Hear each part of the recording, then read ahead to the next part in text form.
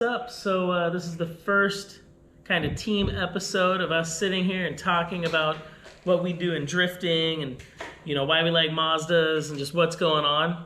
We've been talking about this for a long time. If you don't know who I am, I drive the Formula Drift KMR RX-8. It's the KMR RX-8 because my name's Kyle Mohan. They put racing behind it. This is my engineer and longtime friend Cody, and we're going to talk about Irwindale, I think, today. Right? Kick it off with Irwindale? Irwindale sounds good. Yeah, right. So, it rained at Irwindale. I won the top 32 battle at Irwindale. I was really stoked on my qualifying run at Irwindale. Yeah. And then I hit the wall at Irwindale. All fun things. Yeah, well, what should we start with? We could roll into, like I said, how we rolled into Irwindale, coming off a little bit of a high off a hot pit, which is nice. Hot pit is a local event in SoCal that Jeff Jones started to hopefully put together all drifters, pro level or grassroots level, on a little bit calmer of a field, I would say, than Formula D. Lower, higher tread wear, 300 tread wear versus 200 tread wear at Formula D, and just a general more grassroots vibe to the competition. Yeah, I think it's a cool series. We've only done the one round. It was in between Utah and Irwindale, and it was actually an awesome round. We ended up winning it. I got a lot of exposure from it, and I kind of think of the series Hot Pit Auto Fest. Yeah, Jeff Jones started. Make sure to follow him as a Drift Open or something. It puts pros, AMs, any good driver that can sign up, make the cut, has a qualified car, has the skills to the test. So it was cool. I ended up competing against some I think Pro 2 guys, some aspiring drivers, and then ended up battling against Rome, who's a Formula Drift driver, all on a Saturday in California at basically a local event. So stoked. Growing 40, series. 50 minutes outside of LA. Yeah. It was a great way to get practice on my end. And we ended up winning that, and that was kind of the feeling rolling into Irwindale. And so I felt good going into Irwindale. I was excited. Yeah. I wanted to rub the walls. Wanted to get wild. It's the last event. The drift car did pretty good this year. The last couple rounds were good. The first round was great. But I think with the confidence, and we put a lot of work into the car. You put a lot of work into the car. Yeah. There was a lot of late nights. Yeah, lots of alignments, lots of realignments. Lots of dynos. Yep. Wiring. Yeah. We had issues. I think it all dates back to some fires and interesting things that happened in the beginning of the year. We're not going to talk about right now. But, we were working really hard coming into Irwindale. We wanted a good round, and I was feeling good about the driving. And so, that was a good start. It was the first time we ran Irwindale as a 2-day event with Formula Drift too. Yeah, and we could talk about that a little bit.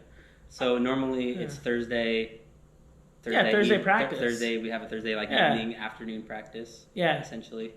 And I like getting that practice because if I screw up, then I usually still have a Friday practice and then qualifying. So a lot more time to prep the car. And even if it's not my fault, just if something happens, you can get hit, something will fall off, something will break. As a crew member is if you break something first practice out, which can happen sometimes, then you have your entire night to fix it, essentially, before you get back to the second practice, which is essentially lax practice before competition, you're qualifying.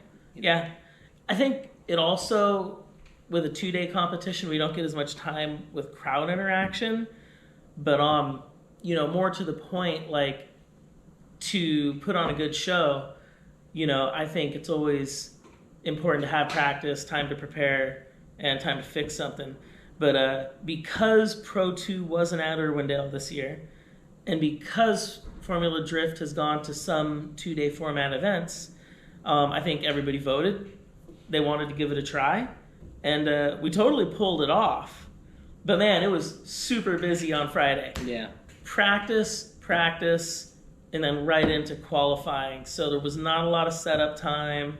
We spent most of the time out on the track that day, or at least out in the hot pits. Yeah, not a lot of time in between to make decisions about really anything. Just keeping up with the schedule, essentially. Yeah. Trying to get as many runs as possible, which is always the battle. Yeah, that's definitely a battle.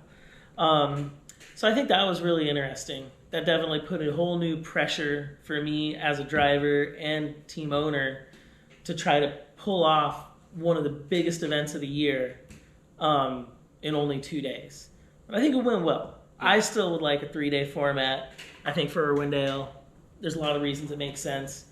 But yeah, we still pulled it off. And with qualifying, I think with the momentum we had coming out of hot pit, I had no problem just throwing it right into the banking. The car was working really good. The setup was nailed. Yeah, I think alignment. That was, yeah, I appreciate that. I mean, I think that was noticeable though, even just watching like the attitude of the car. You can tell that. Yeah. You can tell the comfortableness of the driver usually from just watching it run, and you looked like what you said in the pits. I'm just gonna kind of go throw it out there like it's hot pit, like it doesn't matter that much, you know. Yeah. And even though it obviously does, it's the last event of the season, and you want to have a great event. Yeah. You know, but it's still, I think it's important to go out with like the attitude of not putting too much pressure on yourself, because that's what kills runs more time than not, I think. I absolutely agree. I think anytime you put too much mental effort into trying to make something happen that's on that level where it's a lot of muscle memory and a lot of reaction, hand-eye coordination,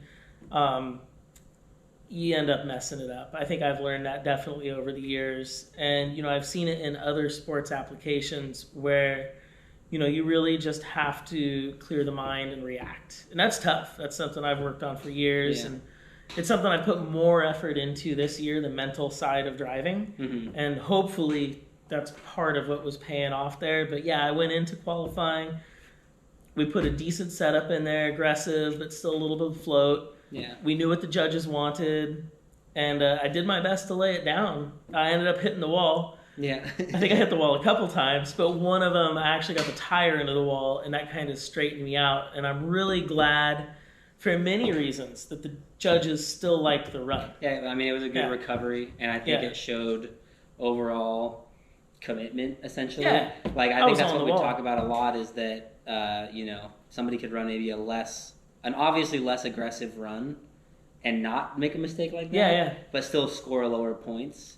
Because they can just inherently tell has a little lackluster or something, lacks excitement. And even though maybe if you were just to go things by the book, right, maybe they ran the line and they didn't hit the wall, so there's no adjustments to the car's attitude at all, still you could kind of just inherently know that it's not as good of a run as the other guy who put everything out there and just tapped the wall really quick for... Yeah, there's so many levels to that. And I mean, it's always hard to judge how things are going to be perceived. Yeah. You know, no matter what side of it you're on, you know, but in that one I really felt like it was an aggressive run.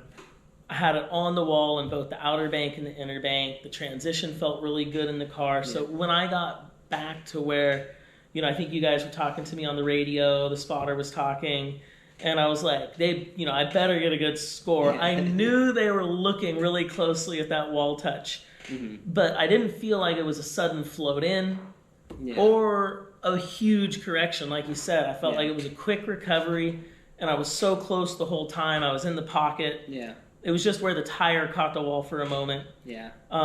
You know, you hit the wall, and then we're all of a sudden 4 feet away from the bank. Yeah. You hit the wall, and you were still riding the bank essentially all the way through. Exactly. So I think it played into more of the excitement part. Yeah. And I was really glad we got the score we did. I didn't have to run again. Nighttime at Irwindale is very difficult to drive. The track conditions always deteriorate as the sun goes down. And then the rubber buildup along the inner and outer bank makes it really inconsistent. So I think it's always difficult for drivers. And at least in the past, probably 4 or 5 years, it's become really difficult with the timing and the conditions. So I was super stoked to get that run done. Yeah. One and done. Yeah. I mean, it's weird that the whole format we got going right now, but it's got its pros and cons, Yeah. It's nice to just put a good run in and not have to worry about it. Yeah. That's when it goes well. Yeah. There's so much pressure from the driver's side when it goes wrong on the first run. No matter what the problem is, and then you only have the ability to get in the bottom 8 or the bottom section. Yeah. And you're in a group of drivers, it's probably a good group of drivers because everybody has some problems. So I think I valued the full 2-lap system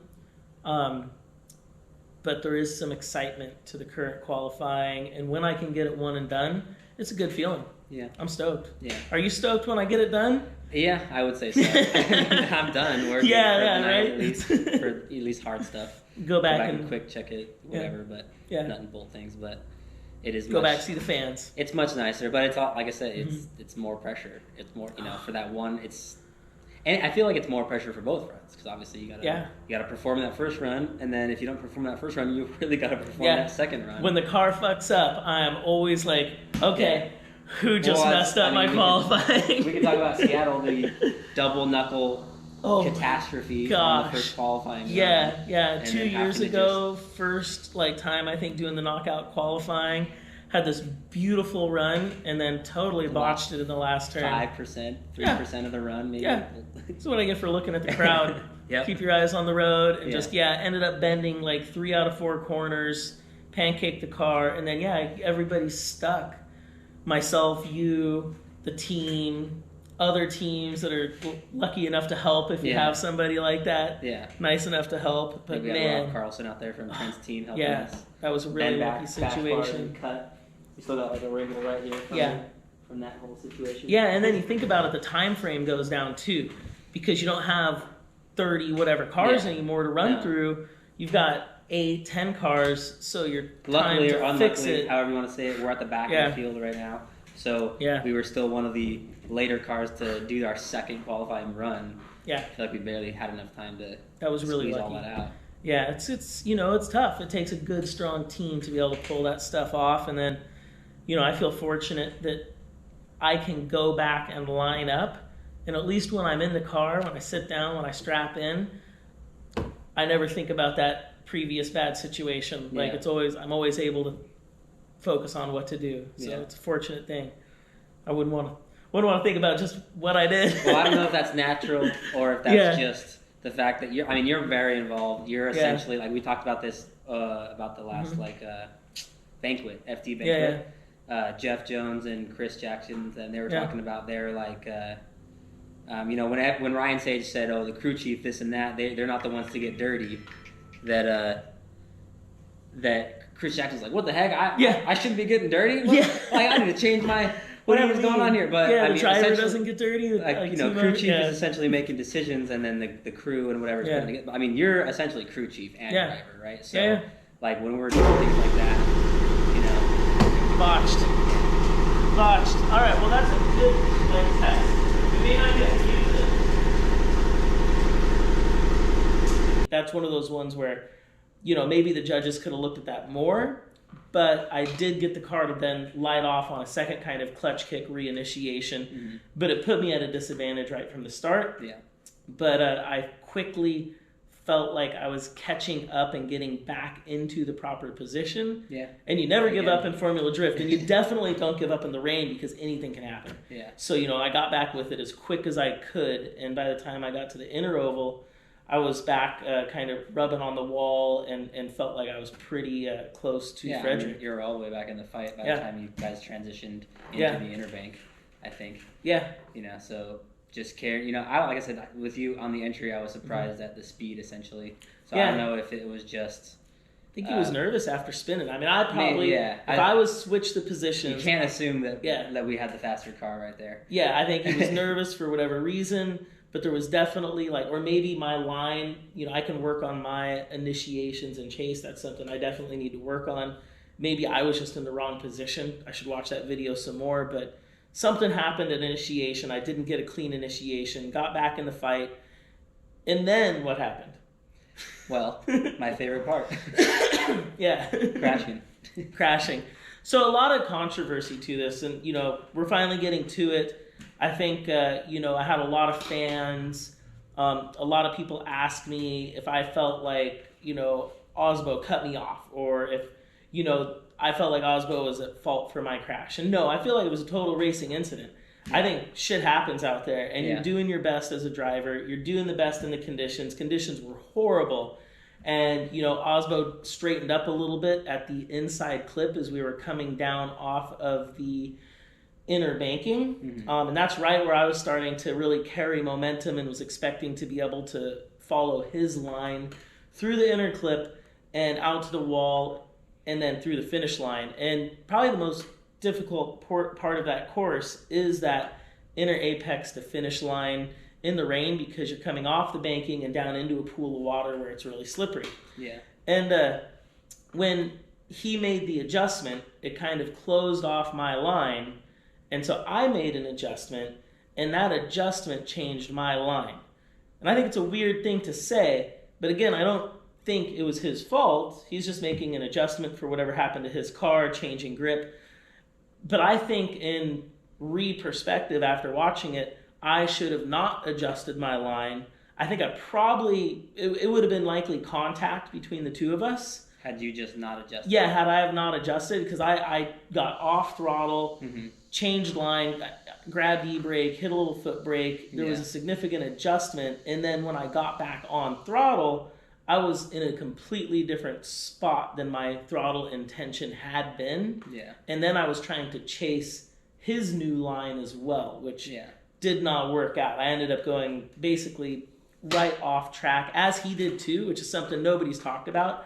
I think he actually went off track just past the finish line, which could be an arguable thing, because there is always you have to maintain control through the finish line rule. Yeah. And if the wall hadn't have been there, I would have gone off track just beside him, only a few feet before the finish line. But instead, I caught the wall. Again, I don't think it was his fault, but I think it's a weird situation where my road racing and just the driving I've done doesn't lead me to want contact. But this is a case where I really should have just followed through. If contact happened, I would have let it be up to the judges to decide it. Yeah. And it probably would have put us in a better situation where we most likely would have got a 10-minute call to fix whatever had happened to the car, which may have been different. I think there's a lot of things that could have played out differently had I have driven that moment differently. So I definitely feel like I learned something. It's a weird thing to say, but I think I want to, at least in sim driving, mentally work on not making that type of an adjustment, because I think in Formula Drift, sometimes you got to let the contact happen, just like with the wall. I mean, but that's a weird thing. It is kind of a full contact sport at this point. I don't know. I was just listening to that, What the Drift podcast, Jeff Jones' whole thing, and they kind of touched on this exact same thing, talking about how recently it seems to be a little bit of a controversy thing in drifting where, generally like it happened with Dylan Hughes, Matt Field at Seattle. Yeah, that's another good one. But, essentially they're kind of leaving it on, like, how'd they say it? Essentially, if you're the chase driver and the lead driver makes a mistake in front of you or makes an adjustment or whatever, and then you adjust to that, and then, you mess up, it's your fault. Yeah. But if you don't make your adjustment and you just hit him, then it looks a lot more like it was his fault that caused you to just run into him when you were having a perfect run behind him, essentially. So it's just kind of a weird thing we've gotten into, because previously it would have been fully your bad as a chase driver for not adapting to the lead driver. But, again, we just did hot pit. You kind of ran into the same situation there, right? Very similar thing, where I had gotten hit, and it was debatable on how the judges were going to call it. Luckily, it did go in our favor. And I don't think I should have been at fault, so that's one of the times where I think, in my opinion, it was called right. But one judge disagreed with that call. And so, contact's really weird in some cases. But in a lot of cases now, they're looking at what the lead car did.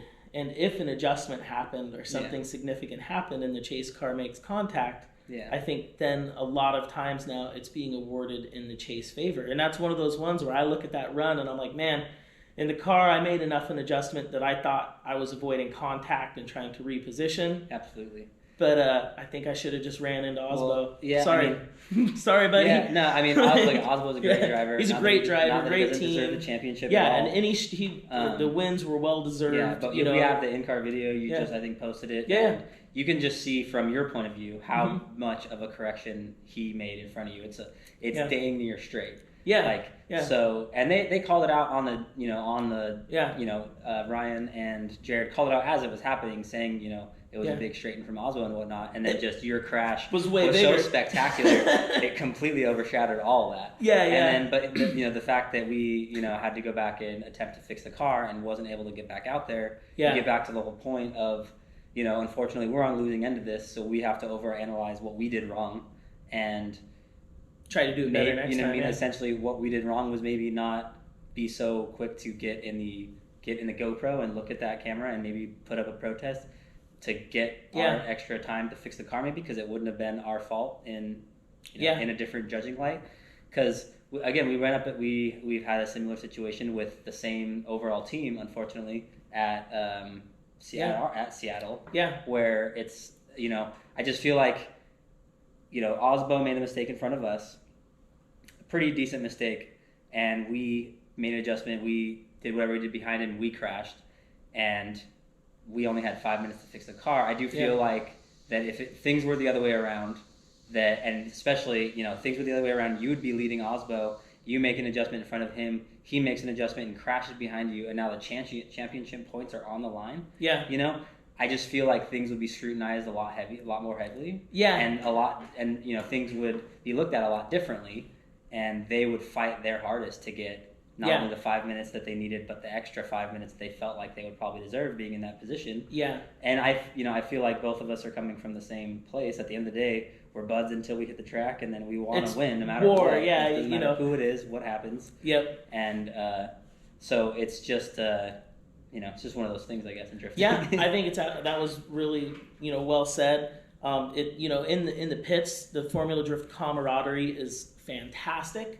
And then when we hit the track, it's war. And I think that's one thing that I really took away from a couple things that transpired this year is, we're doing better on the track. We've really got the RX-8 a lot more dialed in than we had in previous years. I'm really looking forward to driving it next year. There's been a couple years there where I was losing faith for a little bit, but having to go and figure out what the hell's going on with this car sometimes. We made some amazing strides in the suspension setup, performance, consistency, and that plays into my driving. So now, like we're talking about, but in those situations where some of the bigger teams were able to get protests heard or make larger team coordination movements happen. We may never be as big as some of those teams, but we can take away from that it is possible to do that. We should have been more active probably from the spotter stand standpoint, and in the vocalization of that maybe this could have been a 10-minute call. Because I think that other teams might have vocalized for that. I've seen it play out that way. A bigger 10 minutes might have got us back in there, and I 100%. Think who knows what could have happened. Osbo could have spun. I could have had a great run. We could have ran into each other. You'll never know because it didn't happen. But taking away from it, it's like regardless of what Formula Drift calls, being able to advocate whatever the team position is for any team. And that's a strong point of a couple of the teams that are vying for the championship on a regular basis, is being able to vocalize what they feel needs to happen. And so, on our end, me doing what I need to as a driver a little bit more, and then on the team end, working on that communication back to the series on what we think may have happened. We're definitely a smaller team. And I was literally, we could have been more set up down there in the hot pits. That was our bad, but I was literally running back to the main paddock to grab suspension links in my backpack and rolling back on my bicycle while you were being towed in by the tow truck. So it was kind of hard to organize our thoughts and get some, the spotters up in the spotter stand, our GoPro, which is the best evidence we have for anything, was down in the cars on the tow truck. You know what I mean? So, and by the time we could even really touch the car at all, anyone on our team, where the 5 minutes started, even so, if you look at it like that GoPro was inside the car. So, a couple things we maybe could have done better. I think the preparation down at the track on our end, we could have been better. Formula Drift actually did a great job on this 5-minute call. They were very proper with it. So, to their team, it took a long time making sure we were safe before we we had some safety issues. They didn't want us to rush to get it onto jack stands improperly. So it ended up, taking a while before we could actually get tools on the car. But, that allowed us actually to have time to look at stuff. And that plays into any team's factor, being